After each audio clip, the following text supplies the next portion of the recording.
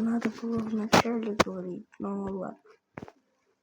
Вы спросите, почему я снимал тогда только 25-го, а продолжил, где-то в 26-м, чуть-чуть попозже, в 25-м году.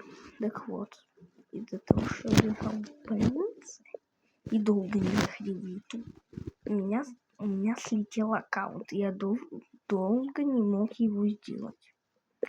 А когда я смог снимать видео, я сразу же начал снимать видео, потому что вспомнил про свой YouTube канал, да.